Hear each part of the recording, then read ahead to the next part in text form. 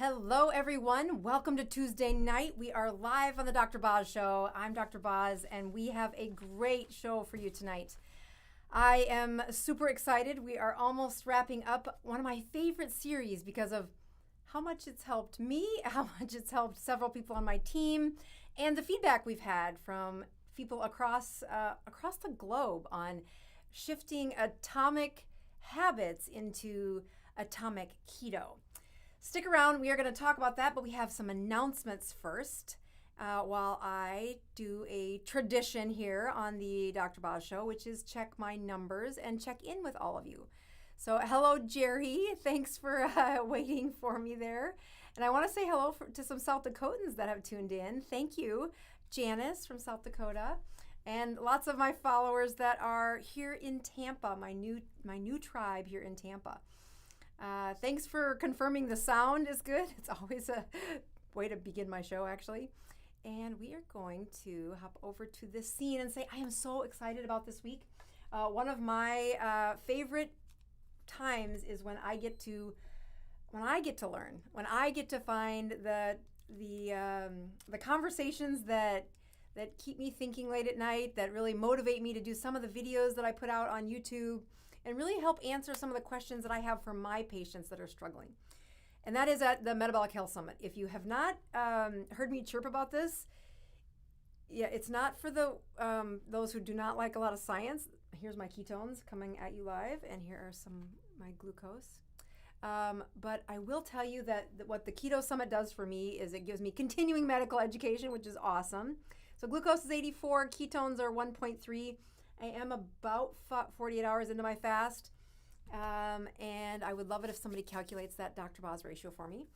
But I'm so excited. This is in, it is in Santa Barbara, not Long Beach like it was last time. And if you don't want to travel to Santa Barbara, which I don't blame you, although I'm excited, the remote or the virtual seats are $100, and even if you only watch a couple of the lectures, be sure to put in the promo code Bosworth, because I want them to know how much I'm trying to make sure that their event is successful by doing my part in promoting it. It's one of the few places that physicians can get continuing medical educations about the metabolic science, about the advancements in how we get trained and how I answer your questions. So anytime they see my promo come across, I paid full price for me, for my team, for the interns that are coming with me. I will be in the front row the whole time. I'm super excited, and I will sit there and take notes and do what I do because I just love it. It's the way I get filled up. I get to learn. So we have a couple other announcements, and that begins with let's see here, the words KetoCON. KetoCON is the one that's next on the list for my speaking events, and I have a huge announcement that's coming on that I get to do on stage there. It might get to come out on the show a little bit early, but for the NEURONS, there's probably going to be a poll coming in the next week that gives you a really big hint about what we are so excited to be a part of. And for the first 600 people that show up at our table, we have a free, very valuable gift for you. So I welcome you to come to KetoCON. The promo code here used to be a percentage off, but I actually got the owner to give you $50 off of the 3-day pass. So come meet me, but most importantly, get in line at my table because you're going to want to see this.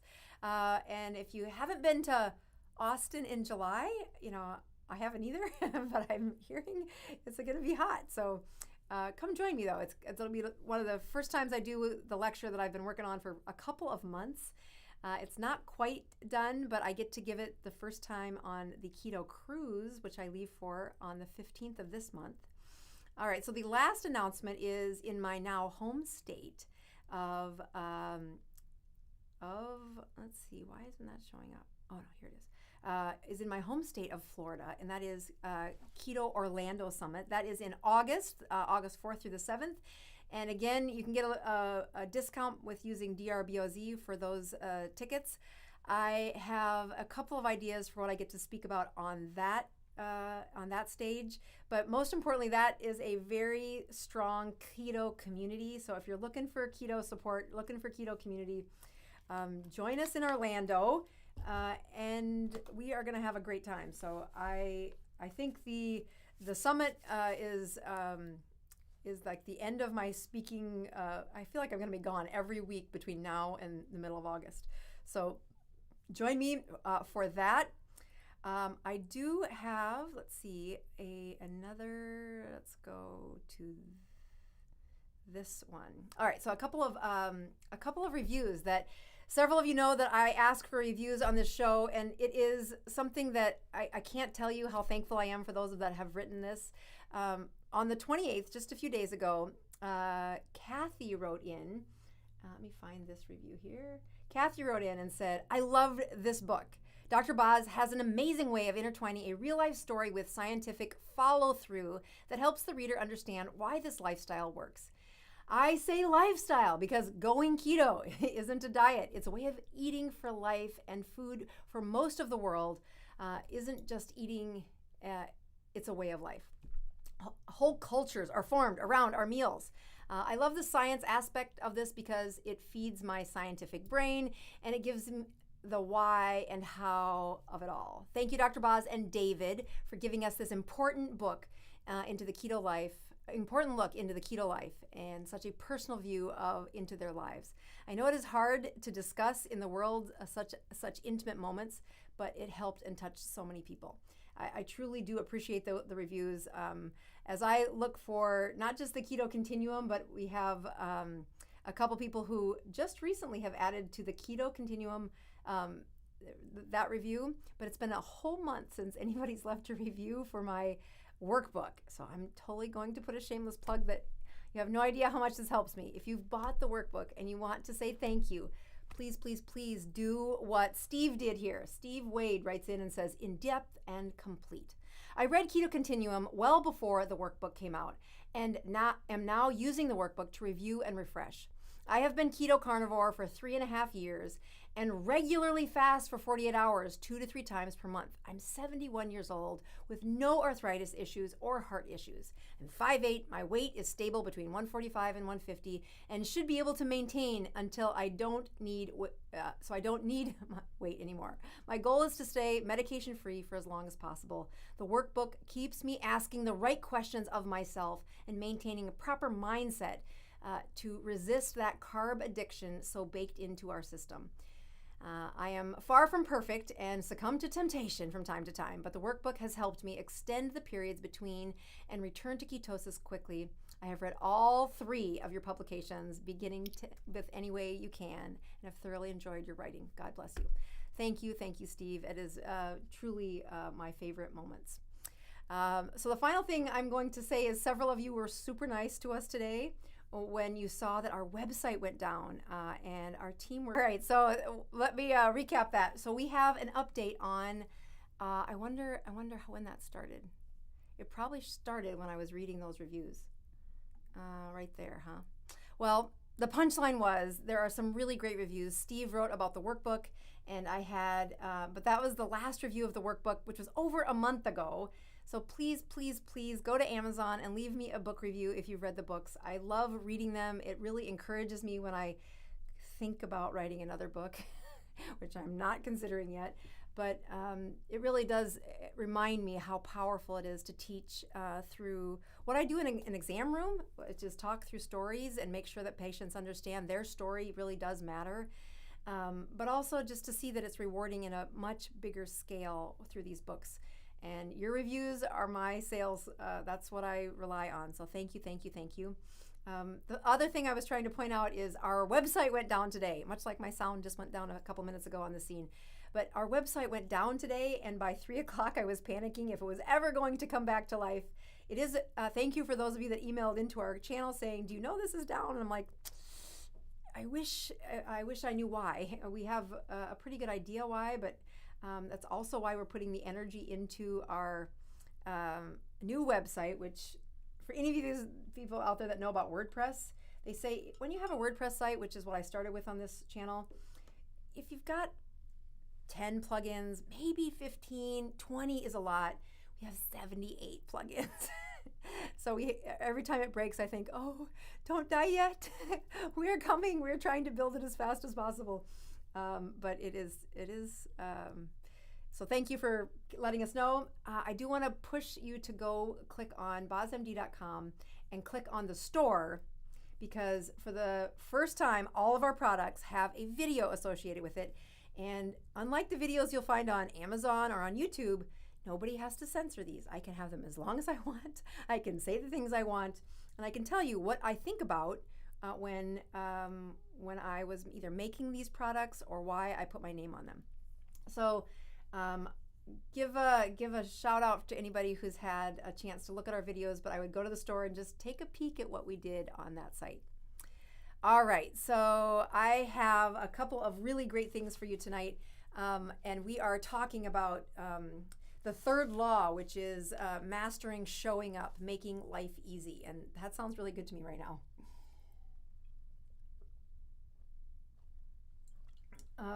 As I look at some of the hiccups that we've had on why people have a truly trouble. Let's go back to this one. Sustaining a ketogenic diet. Oh, please tell me you didn't lose sound again. No, that's the old ones. Oh, shoot. Okay, no, everybody can hear me. Let's go this way. It says there's sound. Okay, I'm good. I'm paranoid now. So when I look at this subject of how do we make it easy, what are the things that I tell patients and that I use in my own life to make changing a behavior consistent and easier? And that process is not as easy as when I look at it's not as easy when I'm doing it as when I tell someone else to do it. So let's take a look at some of I've got some slides here, so let me pull that up here and go to, I'm going to take away this one, and we're going to turn on this one. Okay, so for those of you that have been following, we have had several great beginning. We started out with some just building the habits, really using the outline found in James Clear's book, Atomic Habits. We made it Atomic Keto. We really had you look at your identity and say, what is it that you want to be? What is the goal that you're reaching for? And instead of looking at the end accomplishment, like I want to be a certain weight, I want to be a different, I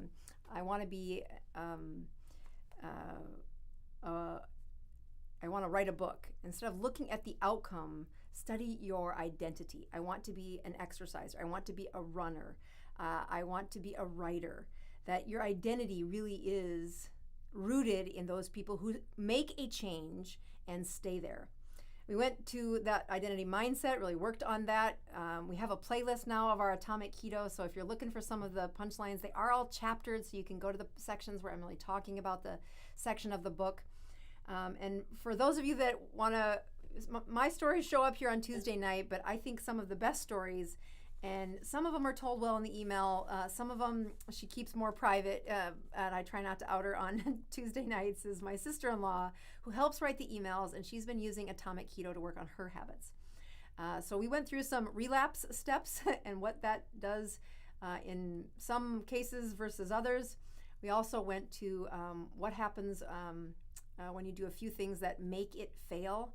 What are those failure points, and how do you get those out of your life? And then having that obvious setup, we also worked towards how do we make it attractive and find that primal desire. That dopamine lecture was something I like talking about, I like teaching about, and really when you find desire in what you're doing, this is a habit that sticks around. Last week we touched on family, which we said, should we keep them or throw them out when they don't want to do what we're trying to do? The discussion was, I think, pretty good because it's a very honest part of being keto. And when I look at this week, we are trying to go to that third law, which is how do we make it easy? How do we, what I like to say, how do we do a habit in the lazy way? As a hog farmer's daughter, lazy was a sin. That was boredom and lazy. You got in big trouble for in my world. So it's a moment for me to say, I want you to be lazy. When you look at the process of saying there are really 4 big pillars to improving a habit, it's how much our outside world, our environment cues us to do the right thing, whether or not we have a craving to do the right thing, to do that behavior we're looking for. And then this pillar, this third law, if you would, is that response law. How do we make it easy? And I'm going to touch on a few things because I really think it works in the development of how we, let me take 2 habits that I've been working on for this Atomic Habits. One of them is getting back to a consistent workout. Michelle's been writing about that in her emails, and if you haven't read this week's email, it's the best one so far. She really does hit it out of the park by saying something that I'll talk about in just a second. In my world, I've been looking at some of the writing that needs to happen for YouTube.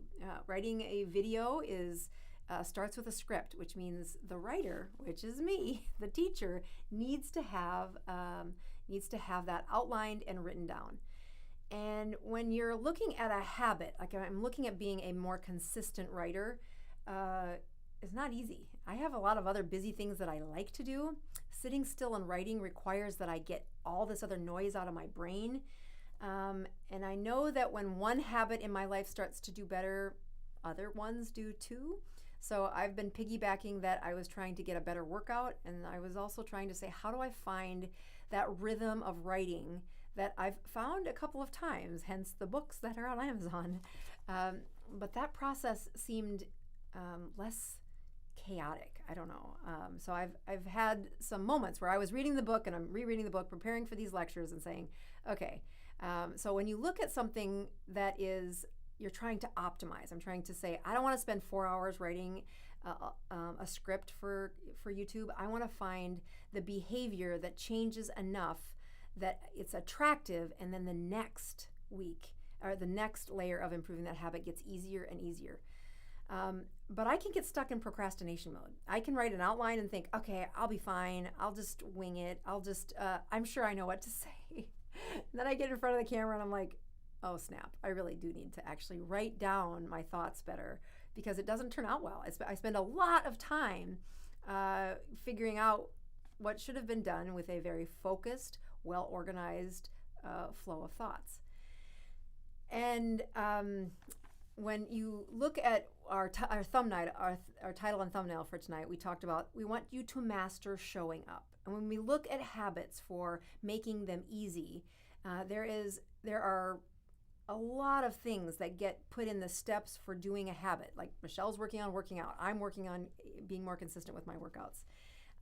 And when you look at perfectionists like Michelle, like me, it is really easy to say, you know what?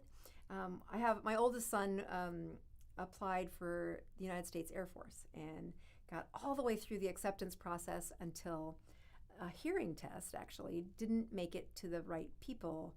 And his application, although tentatively accepted, got timed out because of a hearing test. But that's a really sad story. But that's not the hard part. The hard part was prepping for that test. And in that time when he was preparing for that Air Force test, where it's just a really extreme test of athletics, he was going to CrossFit 5 days a week. And I would join him 4 to 5 days a week for like a year. It was awesome. I was the worst one in the corner for CrossFit, and I don't necessarily tell people that I went to CrossFit because it becomes this like, oh, you're on that camp. I'm like, no, I was this lady in the corner who tried really hard and really just found the encouragement to join my son in something he was trying really hard to do. But I'm really proud of the fact that I did that CrossFit for 4 to 5 times a week for a year and a half. So as I uproot my life, move to Florida, revamp practice and YouTube and all these things I'm trying to do, exercise was completely off the list. But as I decided that I was going to try and return to a rhythm of exercise again, my perfectionist brain says, well, 4 times to CrossFit should be no problem. You did that just a few years ago. And that fall, I tried that when we moved. It wasn't CrossFit. Okay, I can just return to exercise. I can do this. And I reached so high for that goal that, yeah, within about a week and a half, I'm like, okay, it completely disrupted everything else in my life. The cards came tumbling down. And the sustainable process, I made it way too difficult to succeed. But the counterpart of that is, how simple did I need to make it in order to succeed? So that's what we're going to get to tonight, is how do you make it that simple? How do you make it that easy? How do you master showing up? So I have 2 interns now that are at the office, both young men, and we cover the room and board, and I insist that they work out. And part of this was totally selfish and manipulative, but I didn't care, and they like it. So I say, nope, we will commute into Tampa together, and I will drop you off at this workout place, and it starts at 7:10. So the first of the year comes, and we all sign up, and I have a punch card, so I don't have to pay for any until I actually go. But the first step of this process was, how do I get these 2 men to their workout and then still get my son to high school on time?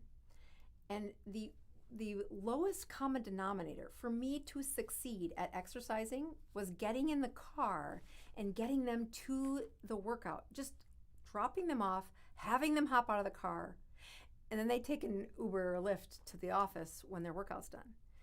And I'm telling you, that has nothing to do with me working out. That does not even sound like the right thing. It took me almost 4 weeks to get the first workout in. And when I look at the steps of what pattern, I was reading this book, I'd already read this book a couple times, saying, okay, break it down to the lowest common denominator. The lowest thing that you can see is truly going to make a difference, and that is, what's the rhythm of getting to the gym?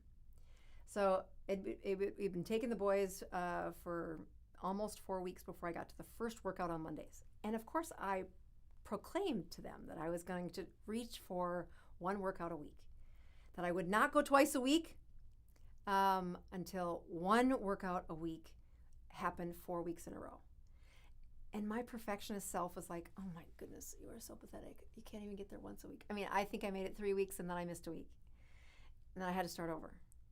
And then it took another, 4 weeks before I said, okay, now that you've been going once a week, I proclaimed to the boys, I'm like, okay, now I'm going to go twice a week. And I laugh at myself because it was really like, oh my goodness, can I do this?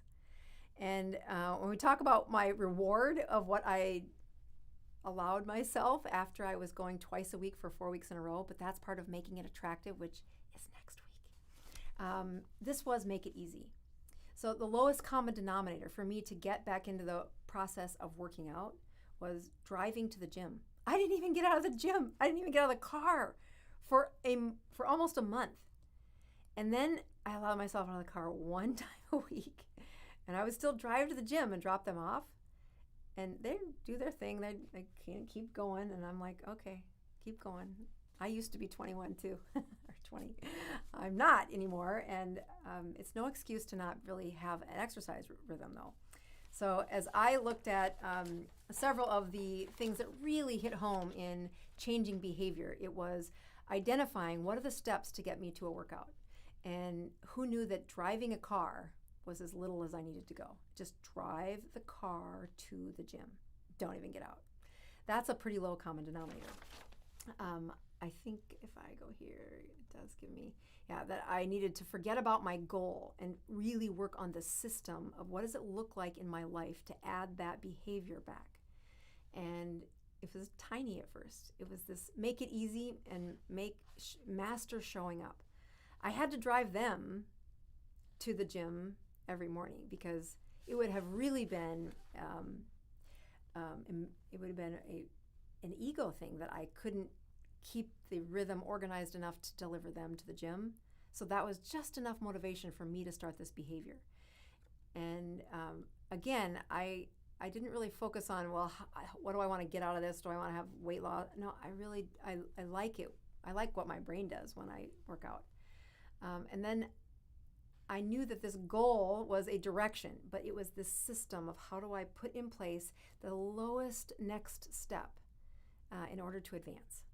And I am proud to say that our next step as a team has been to say that the boys want to graduate from this, they call it an old lady gym. They want to go to CrossFit. I'm like, oh, do you really? So they're going to go to CrossFit, which is actually only a block from the old lady gym that they call it that we're going to. I still need to go to the old lady gym twice a week, but I do have in mind that somewhere in the next 2 months, I'm going to start adding a punch card for CrossFit. Just maybe one time a month, maybe twice a month, but it's going to be this tiny little step. And I bring up this plate because this was where we started in this series, saying the note cards are where, when I said, well, when I go back and look at how did I mess up, really pushing so hard to reach for a goal. And I did this again when I was trying to say, how do I find that rhythm of writing and not procrastinate? How do I stop kind of motion and really find the first step towards the goal?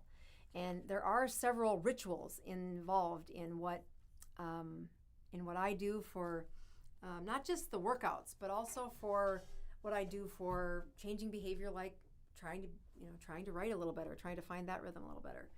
And it is, I love Mr. Rogers. I think he must have been raised in the Midwest, because it seems so natural that as you start a pattern of behavior, and for those of you that don't remember Mr. Rogers, he would sing this song as he would walk through the door, and what a beautiful day in the neighborhood, a beautiful day in the neighborhood. And he would sing this song as he would change his clothes. And when he would change the clothes into the scene that happened inside his studio, but inside his teaching environment, he put on a different hat.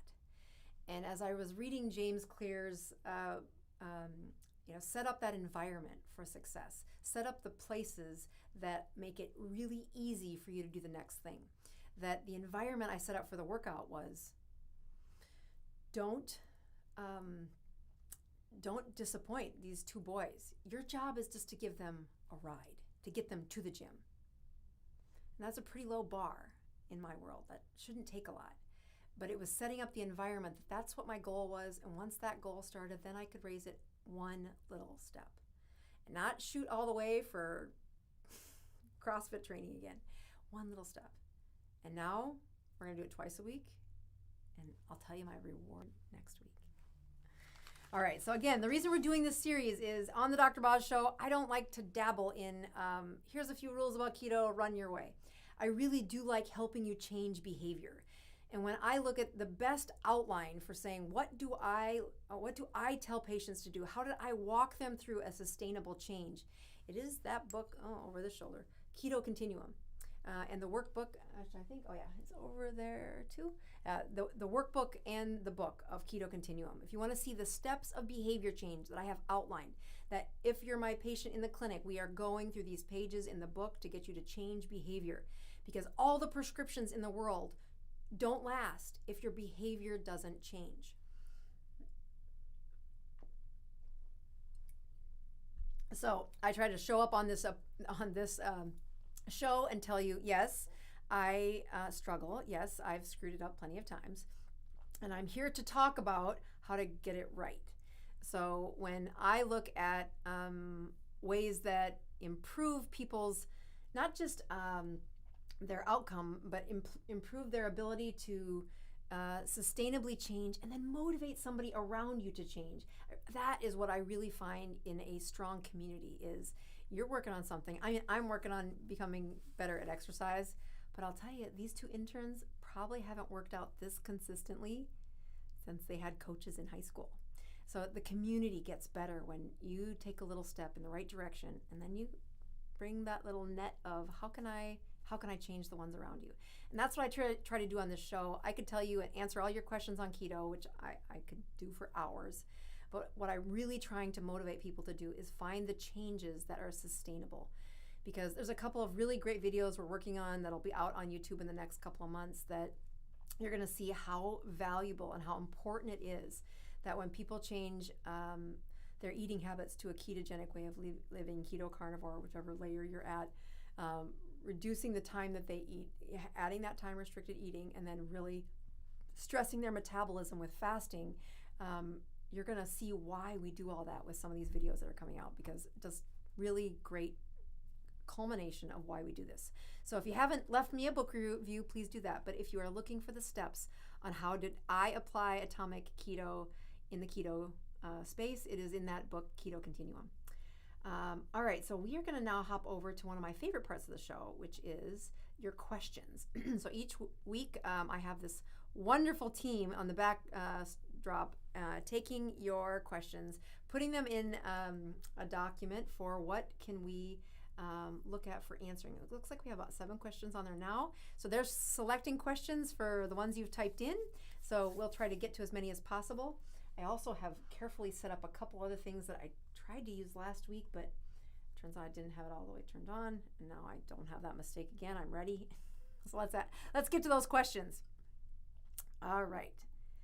So we are going to start with Melanie. And Melanie writes in and says, I'm just going to take that a little bit smaller here. There we go. All right. When fasting, okay, is it possible to eat too much salt when fasting?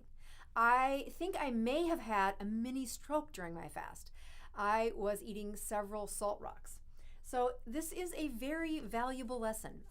Again, I'm just reading this for the first time, but salt is a very important part of our body.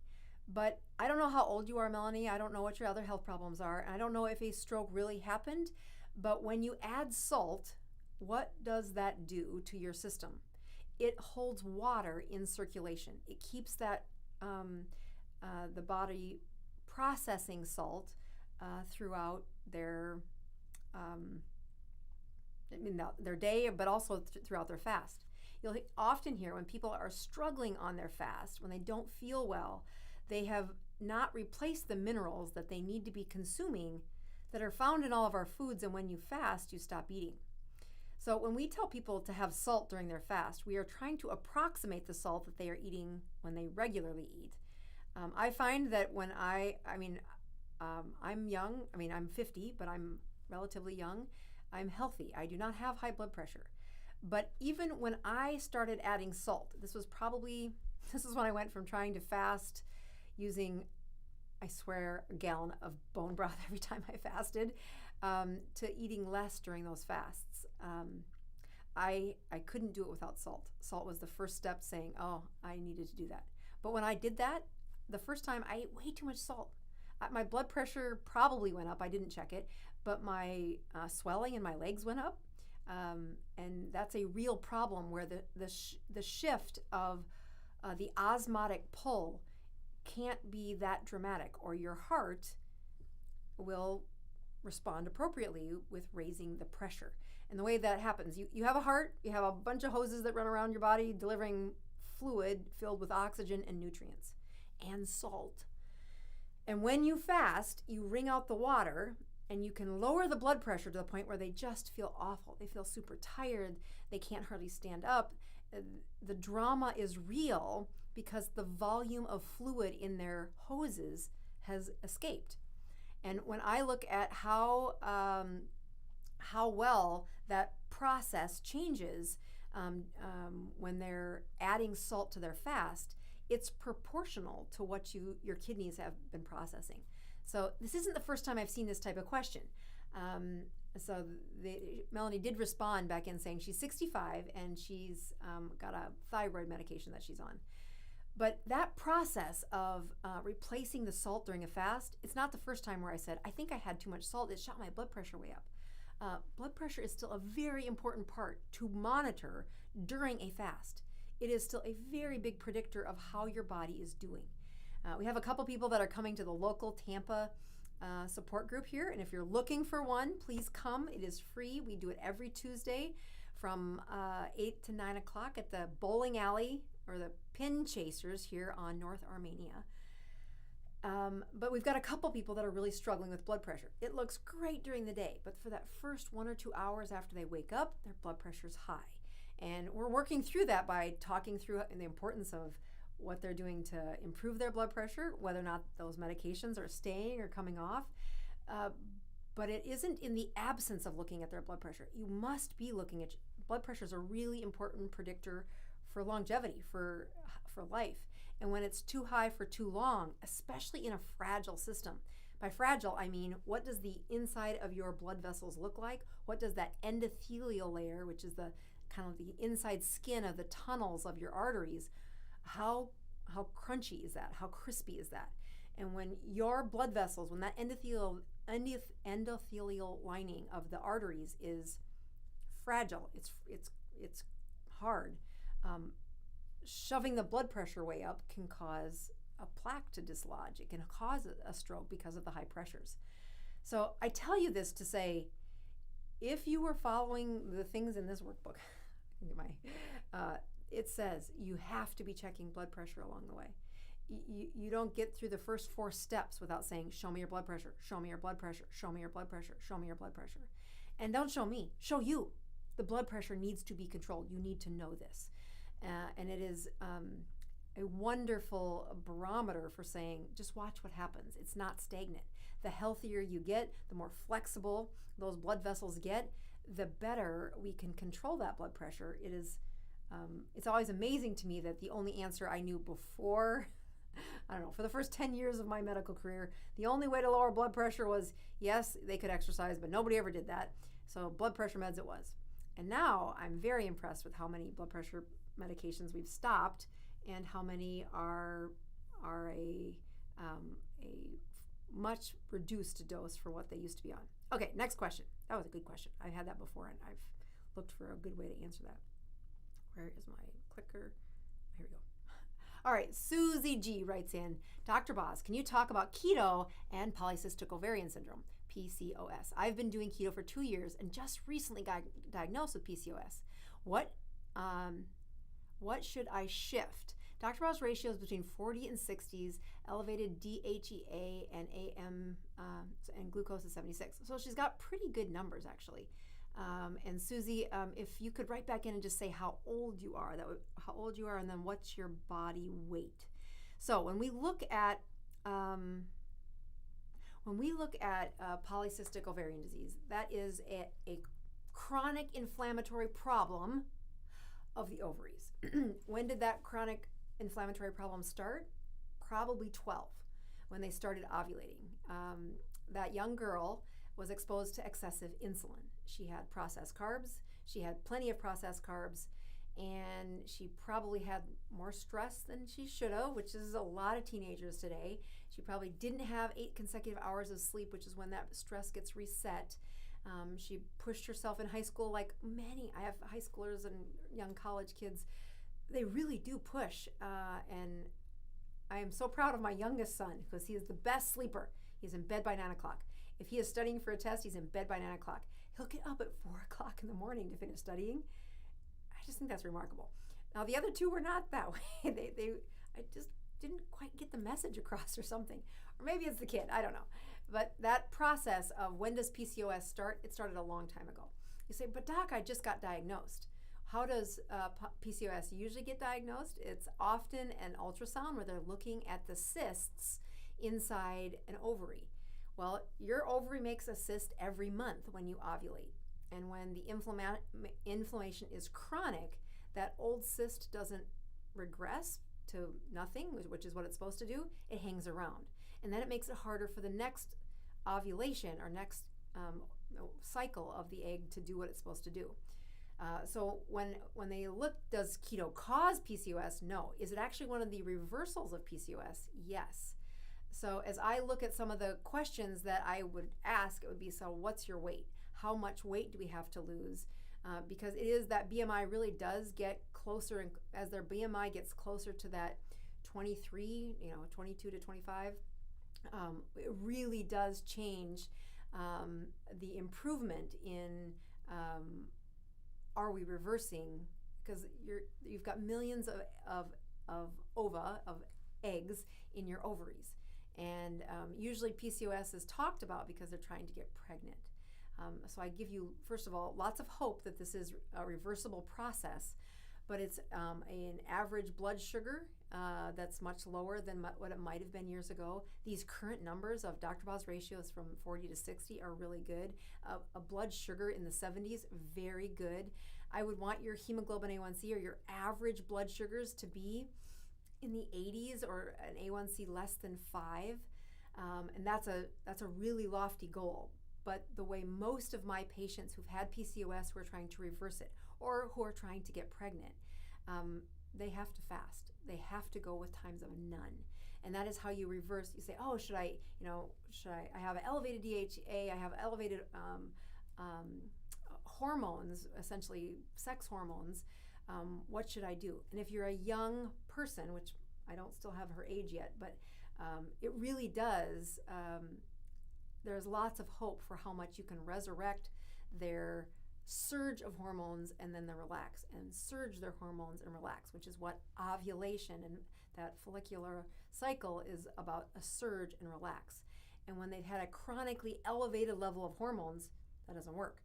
So that's where, when on the ketogenic diet, that baseline lowers, but the storage, so that they can peak their hormones and then get them back to baseline, that cycle really gets a lot better.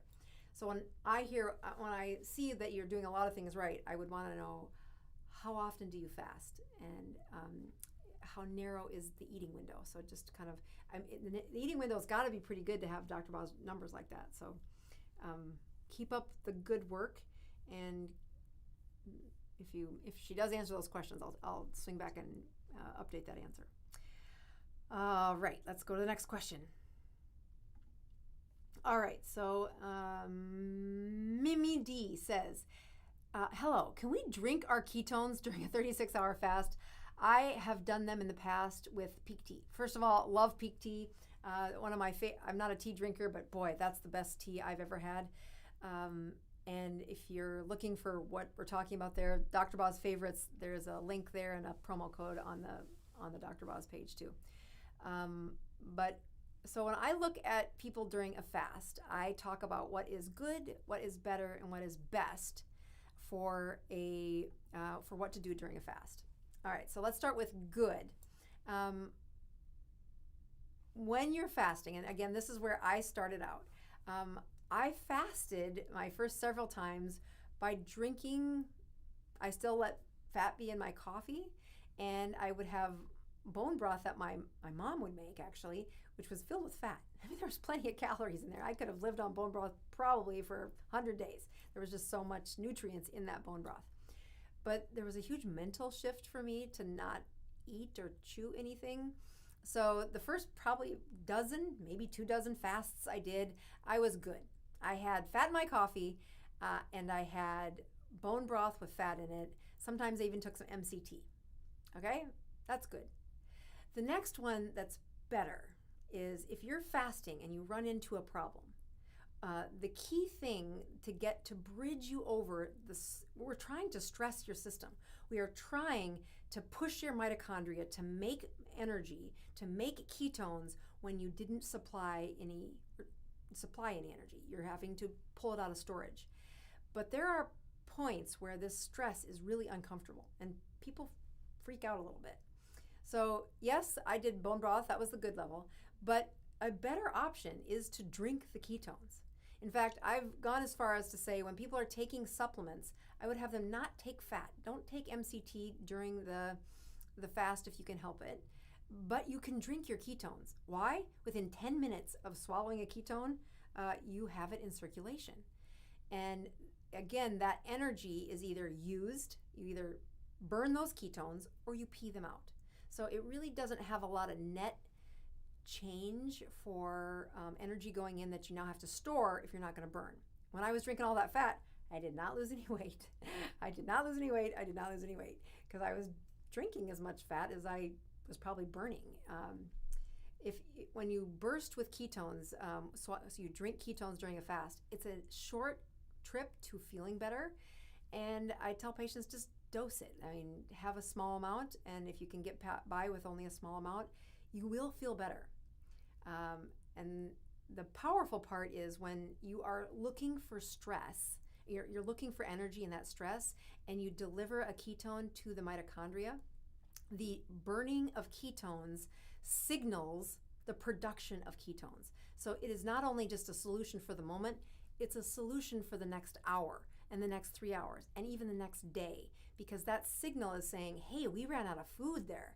Are you practiced at getting that energy out of storage and using it? And if it's not, this is a signaling agent that happens within our system. The last lecture I heard on this was right before COVID. It was at the Metabolic Health Summit, which I get to go to again this week. My husband actually bought the tickets, and because he thought it was in Long Beach, I'm flying to LA, and then I'm driving to Santa Barbara. That's okay. He bought the tickets. That was nice. All right, so the final thing. So good was there's still fat in their fast. Better is the ketones. And of course, best is salt and water. And that's where I've, salt and black coffee. I still let myself have black coffee. But that's where my fasts have been for probably over a year, is salt and black coffee. And they're usually 48 hours. And sometimes when I'm being really good, I'll make it 72. But there's probably only a half dozen times I've done that in the last year. All right, next question. That was a good question, though. All right. Little bit. I love that. Okay, she writes in and says, or he or she writes in and says, do hormones eventually level out the longer you are keto? Cortisol and estrogen. It's a very similar question to the last one. Again, cortisol is a fat-based hormone. Estrogen is a fat-based hormone. And you will find cortisol being stimulated by a lot of people that end up on the ketogenic diet, mainly because that high baseline of cortisol promotes glucose burning only, and it's a race to the bottom. It's a constant burn of constant burn of glucose without ketones in the atmosphere. I mean, the only way somebody with a high cortisol level or adrenal fatigue sees a ketone is to drink it. And that's one of the ways we break the cycle, saying, all right, you've got a lot going on. We need to get you sleeping better. But in the meantime, I'm going to remind your mitochondria what a ketone is, because that is where the solution is long term. And with most people, high cortisol, it's a high stress life with low sleep and too much going on, and shutting down it's almost like causing them more stress. Now, eventually we have to do that. But when you look at what happens on a ketogenic setting, that first wave where you, especially in the keto continuum, where you say, yep, this is the beginner's phase, this is keto continuum. In fact, I think I can even use this little setup that I have here to say, here's where their cortisol is being corrected. I hope this works. Oh, goody. Let's do that to go away, and well, we'll just put that one on there. Okay, so this is the keto continuum, and I will show you that when you look at find me a red dot, there you go. Okay, when you look at this section right here, I'm asking patients to stick to less than 20 total carbohydrates. And this is where I am depending on their chemistry to carry them. I want them to keep going until this magical moment where they accidentally miss a meal. And this is where fat-based hormones do something. So if you slide over, you'll notice this is a zone where it takes 4 to 6 weeks. Some people, it takes longer because they've got such high cortisol. Resetting those hormones, I'm fighting not just their chemistry, I'm fighting the culture. I'm fighting the same thing that happens when they don't just give up on, they think that it can't possibly get any better for them. But when I look at what's really happening in this section, where I'm saying I'm waiting for that magical moment, I'm telling them that you be sure you eat high fat with low carbs, that do not be stingy on your fat. Your body uses the fat to restore your fat-built hormones. And that's what's really happening during that time. Elevated insulin within your body prevents you from using the stored fat. So you must eat fat to lower the insulin, which allows the circulation of those hormones to rise. In fact, many of those hormones, especially the sex-based hormones, when we biopsy fat from somebody who's insulin resistant, We find vitamin D in their fat cells. We find estrogen in their fat cells. We find testosterone in their fat cells. And it's stuck there like every other fatty nutrient. But when you look at that moment where they miss a meal, the fat supplies the resources needed to make these fat-built hormones. And these fat-based hormones, which is cortisol and estrogen, approach healthy levels as the appetite decreases. And this is according to your body's chemistry. And then I write over here saying, beware. Sometimes I've seen it take 3 months. And it isn't so much that their chemistry wasn't changing. It's that socially, this was such a change. They keep falling off of their atomic keto. They keep having a habit and then crashing. And then having a little habit, then crashing. That they can't find some of these little behavior changes that say, all right, just get in the car and drive to the gym. That's it. I need to do the baby step. So when I'm looking at the changes I want people to do in this beginner's stage, I am waiting for their system to have enough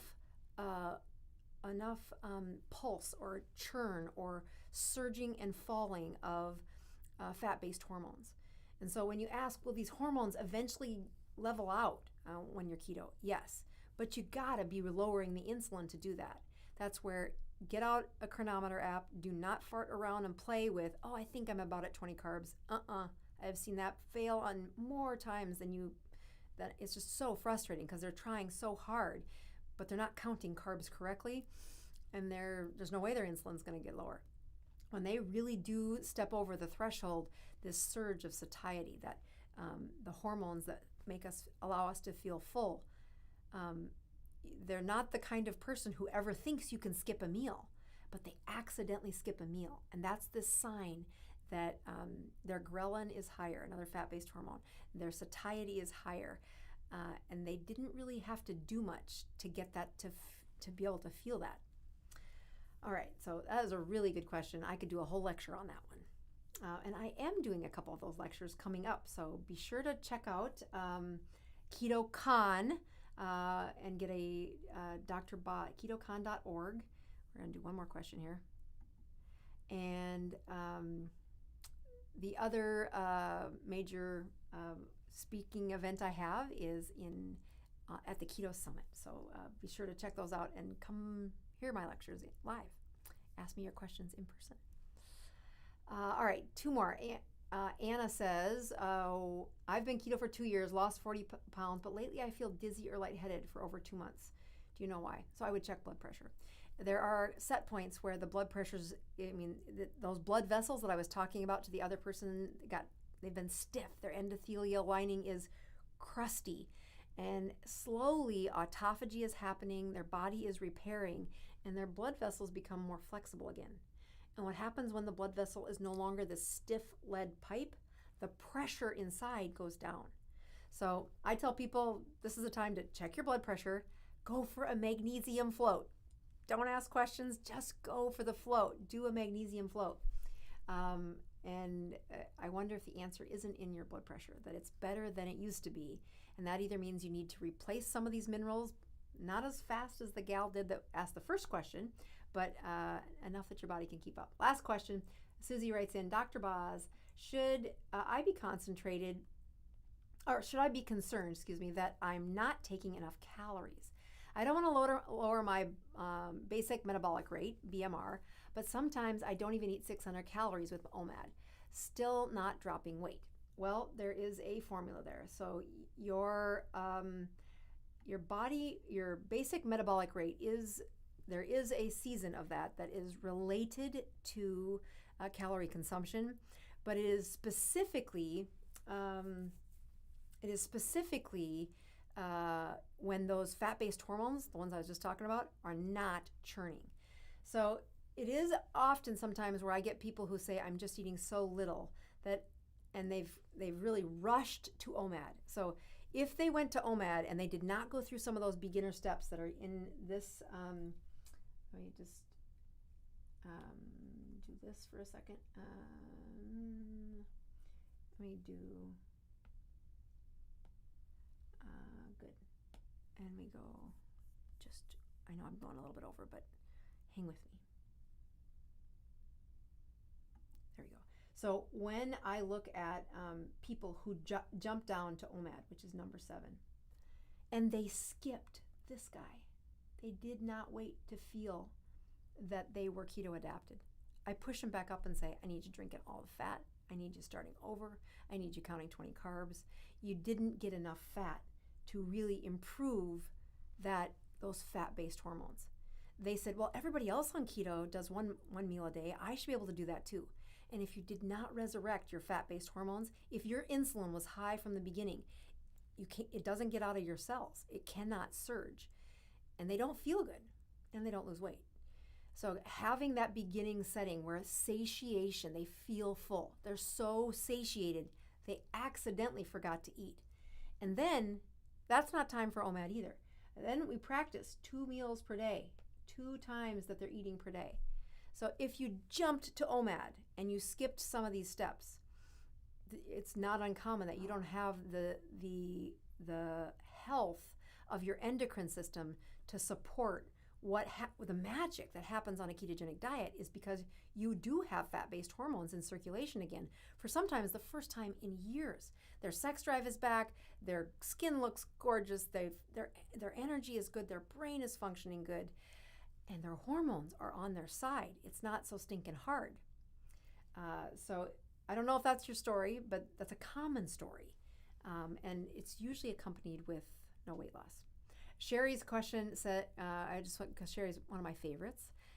And Sherry writes in and says, hey, a friend of mine was diagnosed with MS. Her keto story is something I think I should find a way to share about keto with her. Is that a good thing? And the answer is absolutely.